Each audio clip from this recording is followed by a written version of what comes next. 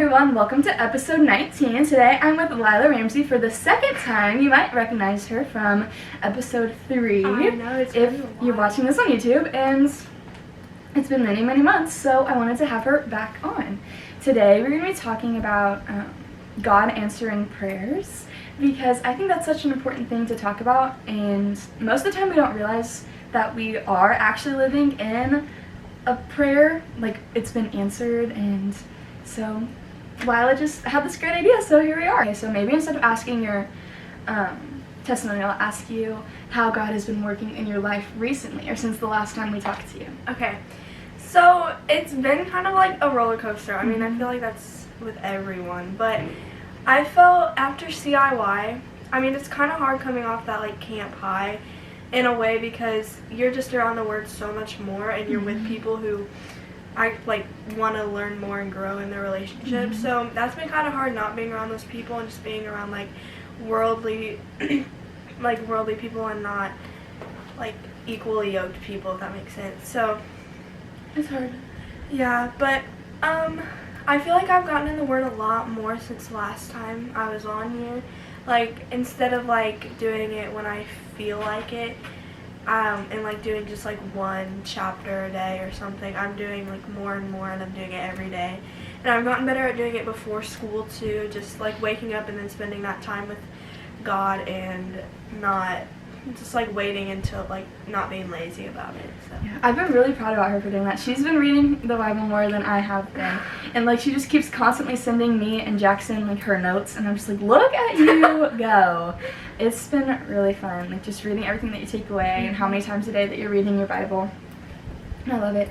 I feel like yes, getting back into the reality in the real world after church camp, but also getting back into school is hard, because school is like almost like this big distraction, because it's hard to wake up early before school because you're already having to wake up early enough. It's hard like after school because you have homework and you're tired and you just, want to eat, you have things to do.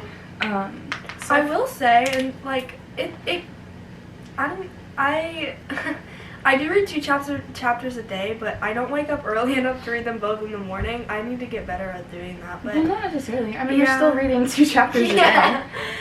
But yeah, it's been hard just, again, trying to like wake up even earlier than you wake up for school, and just getting in that routine. But it's definitely worth it, just learning more about God. It is worth it.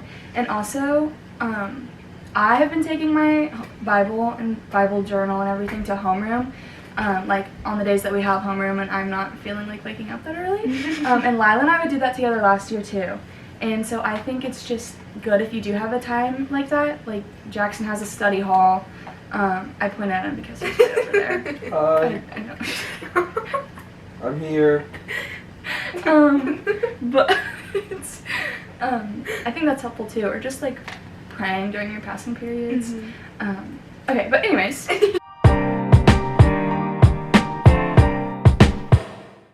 Back to what we were here to talk about today.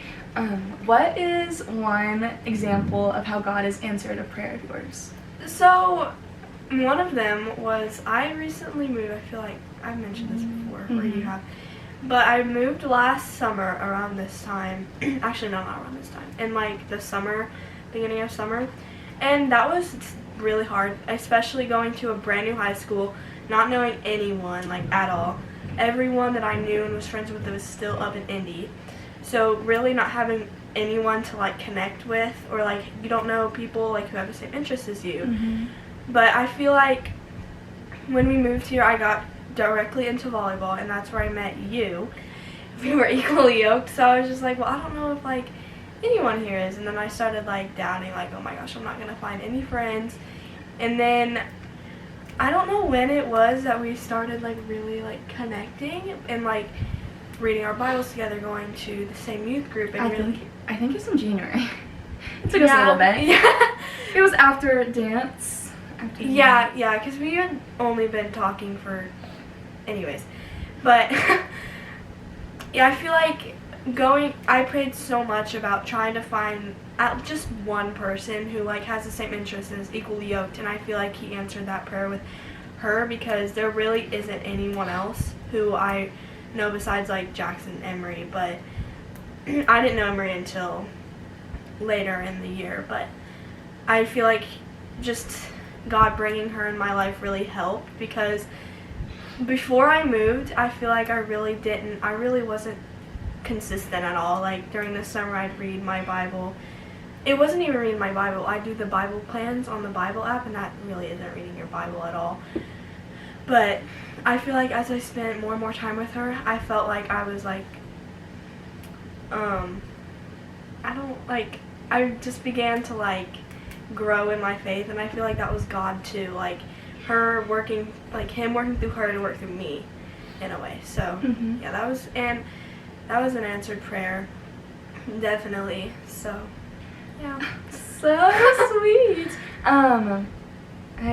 I just think that's so special, because she was an answered prayer of mine too. I had been praying for like 2 years to have like a Christ-centered friendship, like equally yoked friends, like just a community full of Christian people, because I was in a very long period of time of isolation, and I just kept losing friend after friend after friend, and I was like, what is going on? Yeah, like, that was the same with me. Like, before, I had 0 friends that were like as equally yoked as me, because I did have a friend group that was just horrible.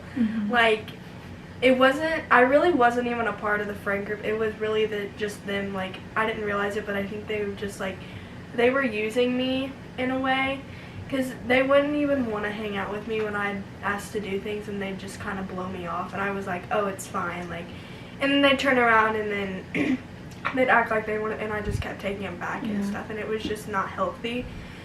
So, but I wouldn't trade, like, moving down here for anything, now that I know, like, how much back in India wasn't helping me with my faith, but then moving down here, and then I just have, like, a whole, like, brand new, like, it's just so special. Yeah. It works in so many ways, and